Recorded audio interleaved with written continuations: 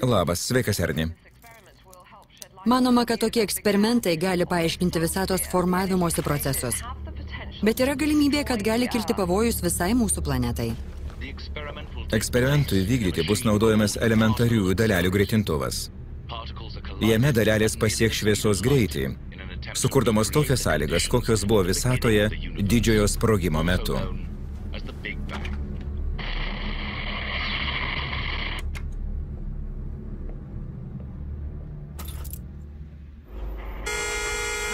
Nagi, judinkis, brangutė.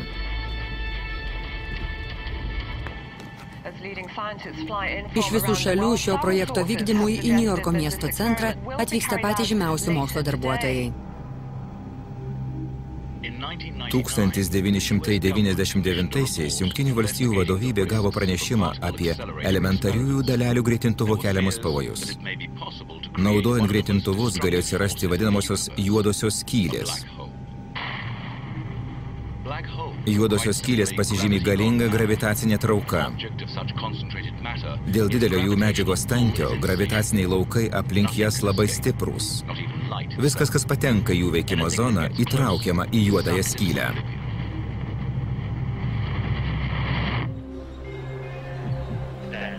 Prašome atsitraukti nuo durų. Traukinys jau išvyksta.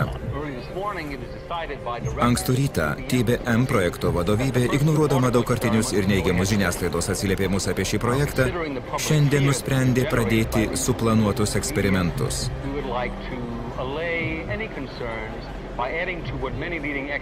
Autoritetingi ekspertai tvirtina, kad nėra ko bijotis.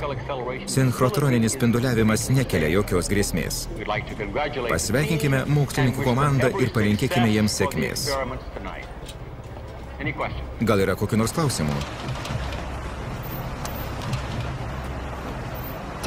Taksi! Taksi! Dienos naujienos. TBM mokslinio centro atstovas neigia, kad viduje greitintuvo gali susikurti juodoji skylė.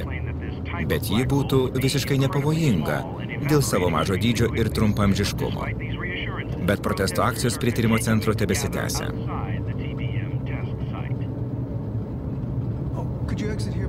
Gal galite čia sustoti? Dėkuoju. Nutraukite eksperimentą. Tiesioginėme eteryje jūs ką tik matėte grupę demonstrantų, kurie prie įėjimo į mokslinio centro pastatą bandė sulaikyti daktarą Coilą.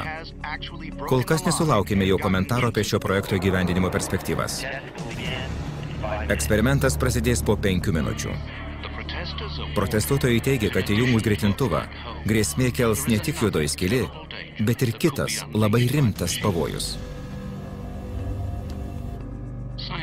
Mokslininkai nuogąstauja, kad gali atsirasti nauja dalelė, turinti grėsmingų savybių.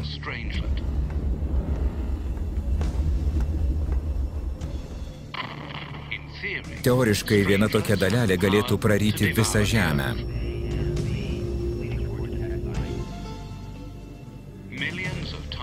Būdamos milijoną kartų sunkesnės už aukso atomą, jos pasižymi galingą gravitacinę jėgą. Viskas, su kuo susiliečia tokia dalelytė, tampa jos dalimi. Tarkim, jeigu tokia dalelė atsirastų kambario viduryje, tai visa aplink esanti medžiaga tiesiog suvirstų į ją, vis labiau didindama jos gravitacinę masę ir traukos jėgą. Puiku, viskas eina pagal planą. Mėginiai nuo 1 iki 5. Prašome, daktarą Coilai. Tikimybė, kad taip atsitiks tokia pat, kaip ir laimėti aukso puodą 3 savaitės iš eilės braukiant tuos pačius skaičius.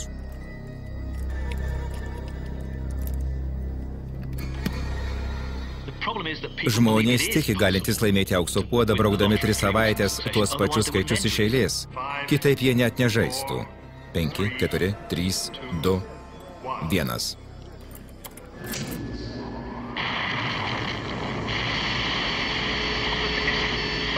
Sustabdykite bandymą. Stop! Avarinis stabdymas. Nutraukite eksperimentą.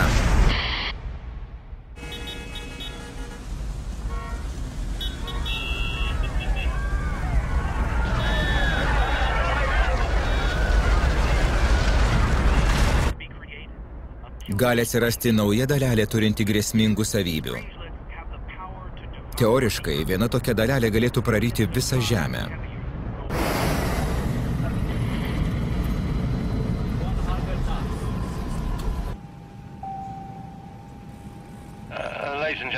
Ponios ir ponai, regis mus pasitinka didelė audra.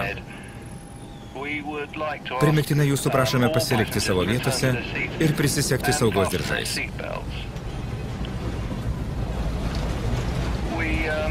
Gali atsirasti techninių nesklandumų.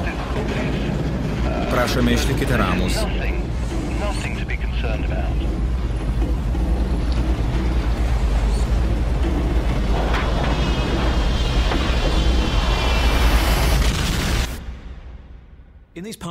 Šio eksperimento metu mes ketiname sukurti tokią visatos būseną, kokia buvo pirmosiomis akimirkomis įvykus didžiajam sprogimui.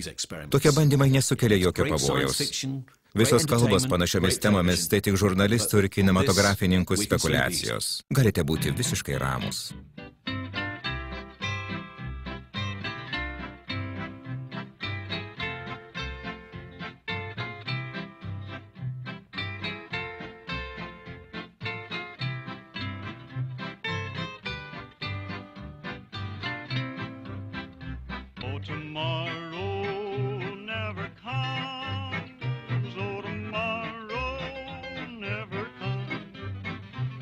You tell me that you love me, but tomorrow never comes.